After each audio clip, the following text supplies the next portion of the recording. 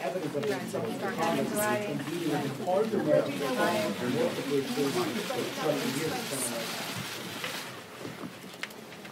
Good afternoon. Today we transmit the report of the work of three committees, the Intelligence Committee, the Oversight Committee, as well as the Foreign Affairs Committee, into the President's misconduct with respect to Ukraine. And at the outset, I want to just thank the incredible members of all three committees, as well as our amazing staff that did long hours of work through depositions, open hearings, and compiling all of the evidence into today's report. It was an enormous task, and I want to begin by acknowledging the great work of the great and late colleague of mine, Elijah Cummings. We continue to be inspired by his legacy and guided by thoughts of his integrity and the great moral clarity that he always showed in his work.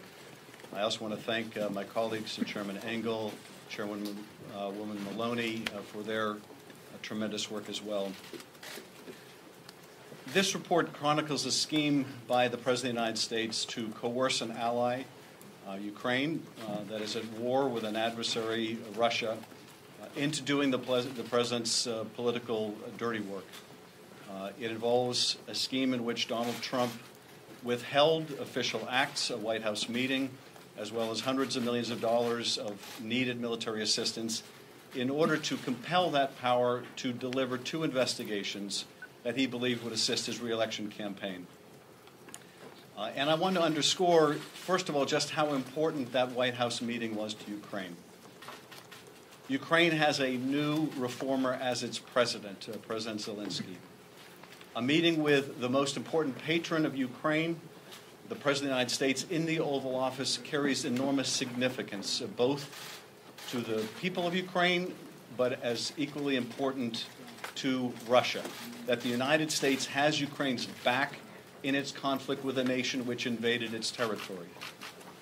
The military assistance is also absolutely essential.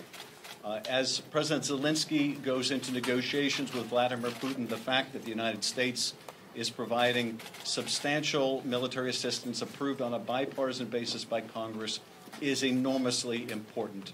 The withholding of that aid, even for a period of time, sends a disastrous message to friend and foe alike that the United States does not have the back of its ally. So these were things that Ukraine desperately wanted and needed. At the same time, there was something President Trump desperately wanted and believed that he needed, and that was an investigation that would damage the rival that he feared apparently the most, Joe Biden, as well as an investigation into a debunked conspiracy theory that it was Ukraine, not Russia, that interfered in our last election. Now that conspiracy theory, which is often summarized or characterized by the term CrowdStrike, that conspiracy theory is a Russian narrative. That is a conspiracy theory put out, promulgated by Vladimir Putin to deflect attention away from Russia's interference in our own election and to try to drive a wedge between the United States and the nation of Ukraine.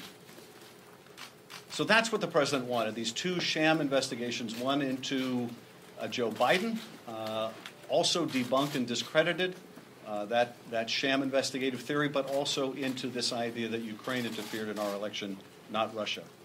And he was willing to sacrifice the national security of the United States by withholding military aid and diplomatic recognition in the form of that White House meeting in order to get what he wanted. That scheme, however, was discovered because, among other things, a courageous person stepped forward and blew the whistle, but also because Congress announced that it would investigate the matter. Once we began our investigation and once it became clear to the President and to the White House that this was going to become public, the scheme was going to become public, only then did the President of the United States release the military aid. And as for that White House meeting that Ukraine so desperately sought, that has still not happened to this day. Now, what does this mean for Americans? Why should they care about what the President did vis-a-vis Ukraine? Why should they care indeed about Ukraine? First of all, this is not about Ukraine.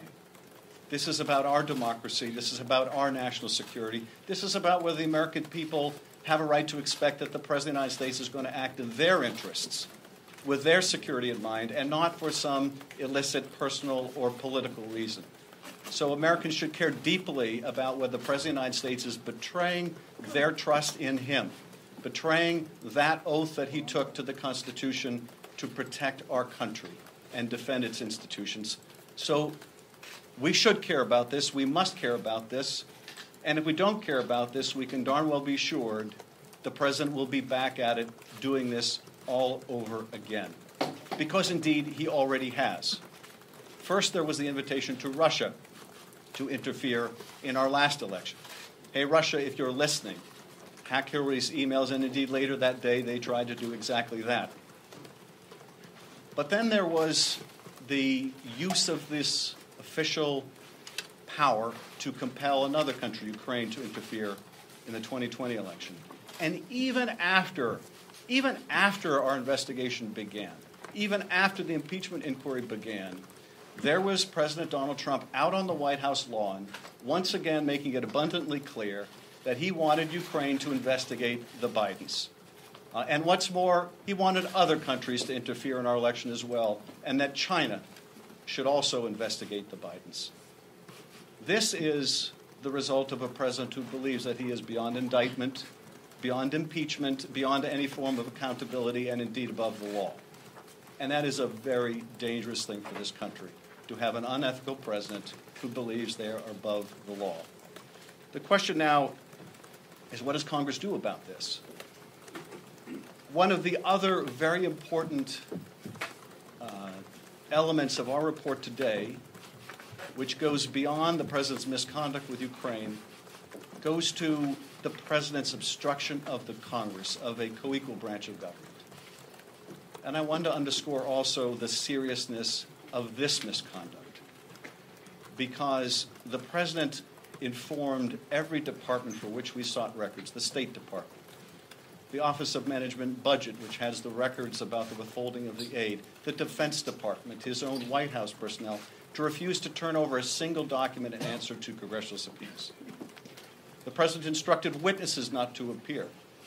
The president used his office and his bully pulpit to try to intimidate witnesses. If the Congress allows a president to so fully and blanketly obstruct the work of Congress, even involving an impeachment investigation into the president's own misconduct, then we are begging for more of the same. We are signaling to any future president they can engage in whatever corruption, malfeasance, or negligence, and they are beyond accountability. And to my GOP colleagues, they need to consider that when we have a Democratic president, are they willing to say, in answer to their oversight, that a president may simply refuse? Because if they are, and if we do, it will mean that the balance of power between our branches of government will be fundamentally altered, and altered for the worse.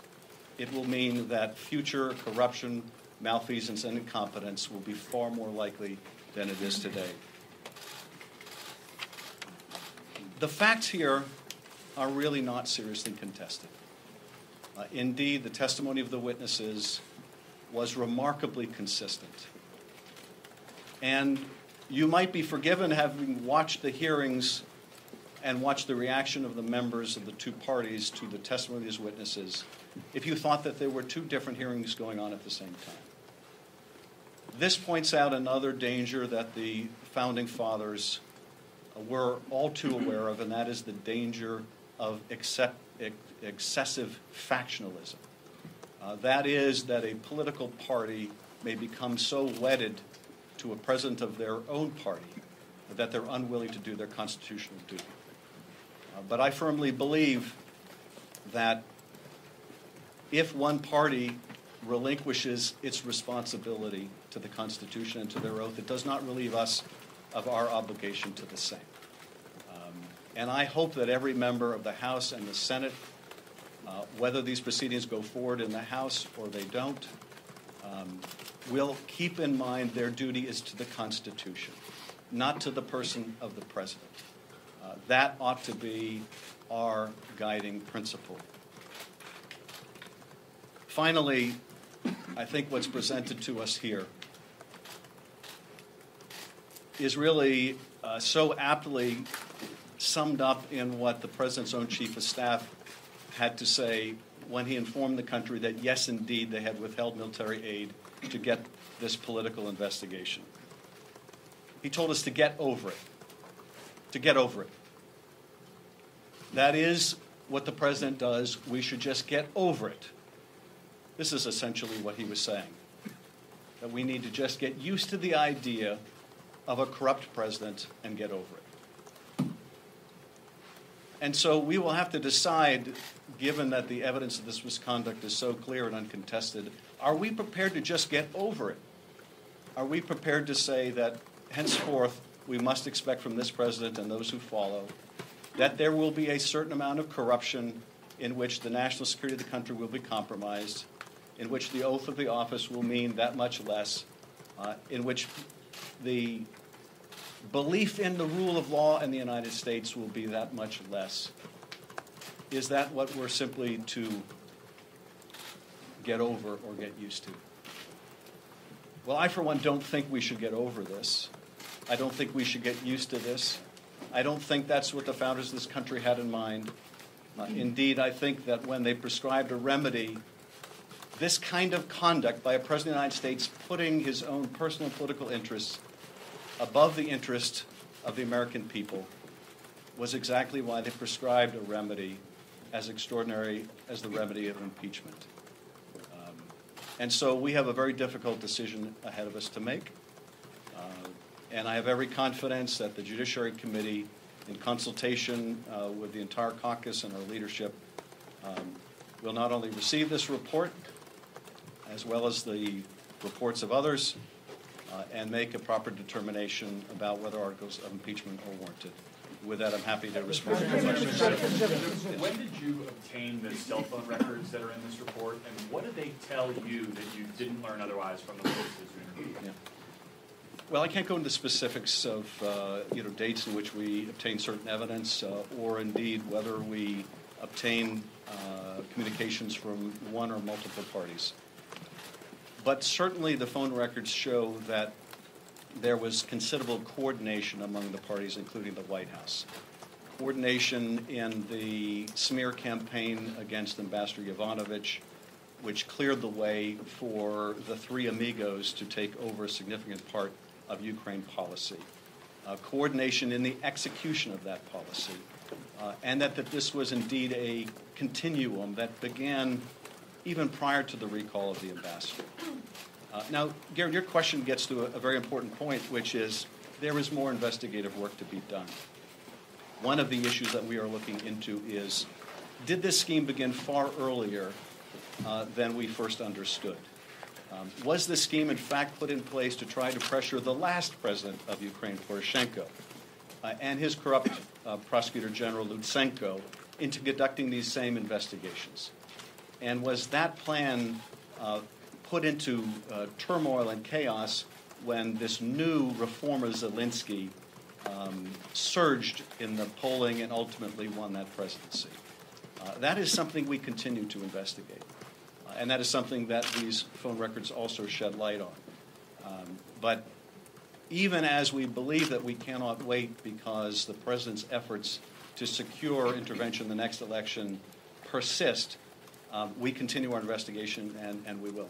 Mr. Schiff, just to be clear, it sure sounds like you support impeaching the president. Do you support impeaching and then the Senate removing him from office?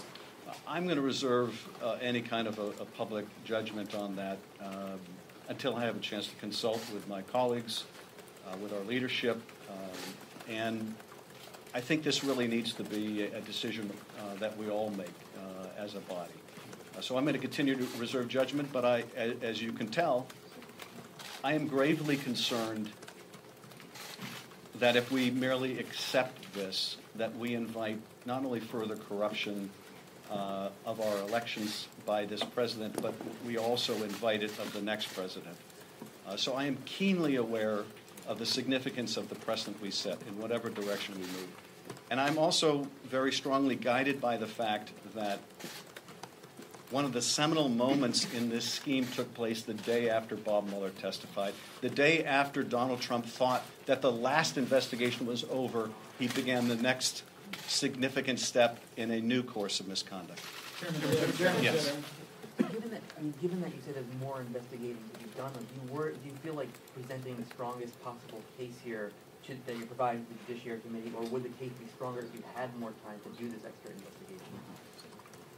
Well, I would say a couple things. First of all, as I mentioned, we continue to investigate whether this scheme began earlier than expected, whether this scheme also involved the last president of Ukraine. But look, we have provided overwhelming evidence in this report of a scheme to pressure the current president of Ukraine to conduct these political investigations. Will it move others if we're able to show that this was not the first time, this was the second time? I think what we have produced in remarkable short order is so overwhelming that it ought to be presented to the Judiciary Committee now without any further delay. If we do uncover additional evidence and we do learn more every day, we will feel free to file supplemental reports to the Judiciary Committee. But there is, I think, grave risk to the country with waiting until we have every last fact, when we already know enough about the president's misconduct to make a responsible judgment about whether we think that's compatible with the office of the presidency. Mr. Chairman, yes. Do the phone records cast doubt on anything you heard from the witnesses or anything the president has said publicly? No, they don't. At least that I can identify at this moment. I think the phone records are remarkably consistent with the coordination of a lot of this scheme. Now, we obviously don't have complete phone records. And some of the phone records are deeply suggestive of who the parties were talking to, particularly in the White House or the Office of Management and Budget. But because of the president's effort to stonewall investigation, including not turn over their own phone records, not only to us but to witnesses like Sondland who asked for them, we don't have all of the answers. But we do know this without any doubt, and that is the President of the United States solicited foreign interference in our election and used the power of his office, the power to convene a meeting in the Oval Office, the power to provide or withhold hundreds of millions of dollars of aid to an ally at war to get his political dirty work done. The only question is how more extensive was the scheme, how many others may have been involved, what was the full knowledge and participation of other parties. And while we intend to get the answers to those questions and let the American people know the full facts, we do not intend to delay when the integrity of the next election is still at risk. Mr. Chairman. Yes. Last question, Mr. Chairman. Your report mentions cites call records involving Ranking Member Nunes. Did you speak to him or inquire about those with his office? And do you believe he should recuse himself later today on this vote? Also, do you or your staff plan to present this report to the Judiciary Committee in person? The rules adopted by the Judiciary Committee provide that our staff counsel will present the report to the committee, so that's what we expect will take place. In terms of the ranking member, it won't surprise you, I'm going to reserve comment. It is, I think, deeply concerning that at a time when the President of the United States was using the power of his office to dig up dirt on a political rival, that there may be evidence that there were members of Congress complicit in that activity. Now, there's a lot more to learn about that, and I don't want to state that that is an unequivocal fact. But the allegations are deeply concerning. Our focus is on the President's conduct first and foremost. It may be the role of others to evaluate the conduct of members of Congress. Thank you very much.